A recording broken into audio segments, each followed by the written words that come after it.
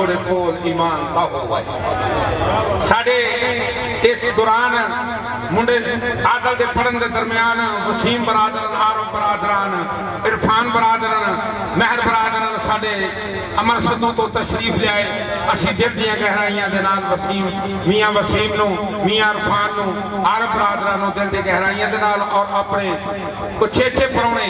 अपने खसूसी मेहमान खसूसी मनशा पट्टी साहब डॉक्टर अमीन साहब मलक अनीब पट्टी साहब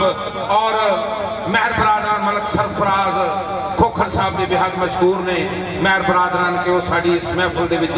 आरफाना महफिल दे विच तशरीफ लियाए सत बिस्मिल्लाह जी आया नू असी दिल दी गहराइयां दे नाल उन्हां दा मशकूर और शुक्रगुजार हां। तो 5 मिनट वास्ते आशिक हुसैन मुरीद के हवाले और हनी बरकी साहब दा राकू वास्कट ठीक सीधी कर रहे हैं। मेरी तरफ साहब दोस्तों अस्सलाम वालेकुम। गल करन दा मिल जे वक्त जेकर फिर पते मकाम दी गल करिए गल करन दा मिल जे वक्त जेकर फिर पते मकाम दी गल करिए जिन्हें बशर दा हशर सवार दिता उस खैरुल अनाम दी गल करिए गौस कुतुब कलंदर ने जिदे मांगत ओ सखी तमाम दी गल करिए और नबी मुक्तदी जिदे सरदार साइयां उस असली इमाम दी गल करिए नबी मुक्तदी जिदे सरदार साइयां उस असली इमाम दी गल करिए हाल काल दी की मिसाल देवा सादक उल्फदा दा मुल पै जांदा हाल काल दी की मिसाल देवा सादक उल्फदा दा मुल पै जांदा इश्क मिस्र दे विच जे हा मारे ओ हुस्न हो कन्यान तो बह जांदा इश्क मिस्र दे विच जे हा मारे हुस्न हो कन्यान तो बह जांदा ओ कोई कोल रह के जादूगर समझे कोई आ दूरों दर्जे लै जांदा और तदों रहिंदे ने कख सरदार साइयां और जदों अपना कख नहीं रह जांदा तदों रहिंदे ने कख सरदार साइयां जदों अपना कख नहीं रह जांदा ते दर पैंतन पाग दा मन्निया मैं बूए बूए ते जान दी लोड़ कोई ते लज पालां दी रहिंदी है नजर हरदम आउंदी कदे फकीरां नूं थोड़ कोई नहीं वारिस जन्नत दे दोतरे नबी दे ने इन्हां वांग लजाम दा तोड़ कोई नहीं अजमल देखिया बोल मैं जग सारा मौला अली दी जोड़ी दा जोड़ कोई नहीं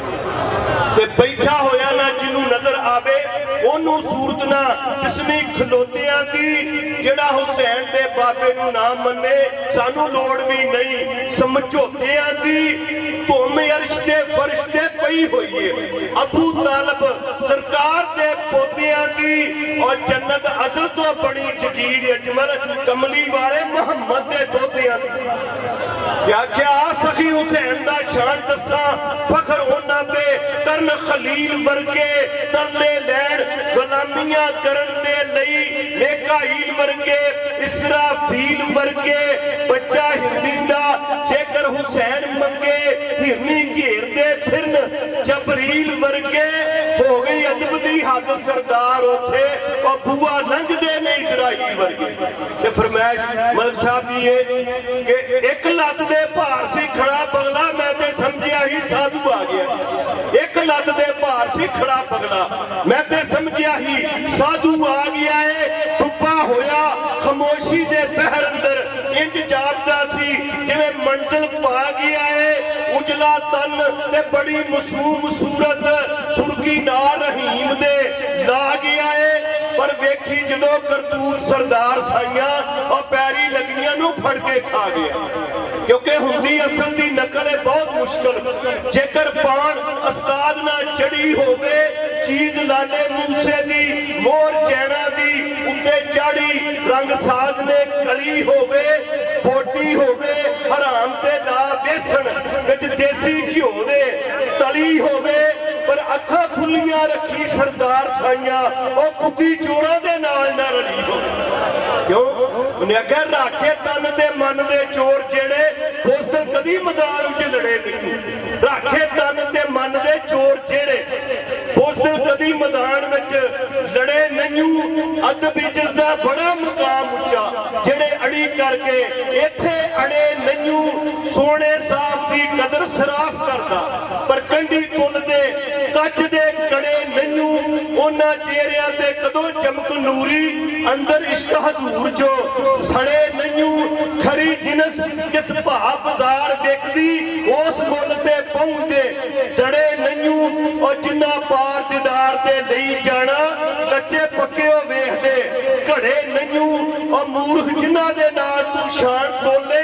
ਉੱਥੇ ਇਹ ਤਰਕੜੀ ਧੜੇ ਨੈਨੂੰ, ਰਮਦ ਅਲਫ ਦੀ ਕਿਵੇਂ ਸਰਦਾਰ ਪਾਵਣ, ਉਹ ਜਿਹੜੇ ਮੀਮ ਦਰਵਾਜ਼ਿਓ ਬੜੇ ਨੇ,